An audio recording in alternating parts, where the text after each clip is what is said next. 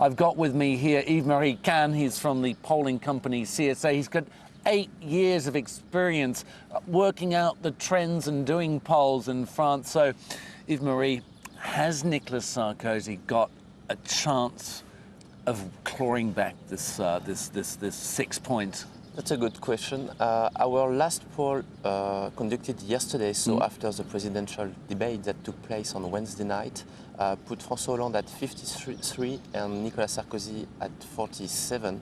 So there is a 6-point gap between the two candidates, and that won't be probably, there is probably not enough time for Nicolas Sarkozy to win the election. So our next president will probably be Francois Hollande on Sunday night. But it's pretty interesting what's happening in terms of looking within the supporters, because one of the things that you came up with was to look at of all of the French, how many people expect Monsieur Hollande to actually win, including Sarkozy voters. What's that number?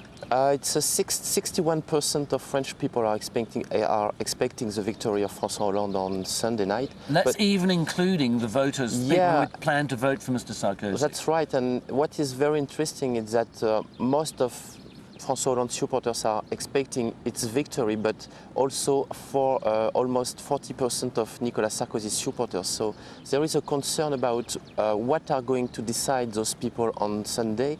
Are they going to vote for Nicolas Sarkozy even if they think that he has no chance to be re-elected, or are they going to stay home and not going to their polling station? So nearly, so what you're saying, of those Sarkozy supporters, nearly 40% of those supporters think that Hollande is actually going to win the election. That's right. Oh, that's a massive number there.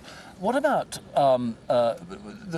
when people look at why Sarkozy's become so unpopular? Is this an election about sanctioning Nicolas Sarkozy, or is this an election that's pro-Francois Hollande? I think it's both of them. A lot of people who are going to vote on Sunday, they are willing to. They don't have a good image of Nicolas Sarkozy, so they want to choose Francois Hollande because of this. But there are also a lot of supporters of Francois Hollande who want a change in France for the next 5 years. So that's also the reason why they are going to choose the socialist candidate. But one of the things, and a lot of people have been looking at the polls over the last month or so, and they've been looking at the fact that Sarkozy has managed to narrow that gap between Francois Hollande. How do you account for that narrowing of the gap? That's right, because 3 or 4 weeks ago, Francois Hollande was at 58 and Nicolas Sarkozy at 42 in the polls. So the gap is shortening between them. But this is maybe because of what the supporters of the candidates who were at the first round and not at the second round are making their choice.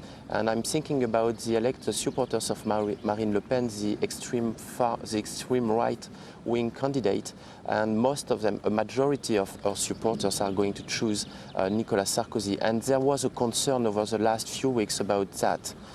What about the undecided voters? Because there's a big block, 20% of voters in France undecided. Isn't there a chance that a big amount of those could possibly go to Sarkozy?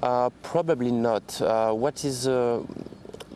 What they are going probably to do is that most of them will not vote on Sunday, so they will choose to stay at home. And between those who are going to the polling station, half of them is going to vote for Francois Hollande and half of them for Nicolas Sarkozy. So this will not change the result of the election.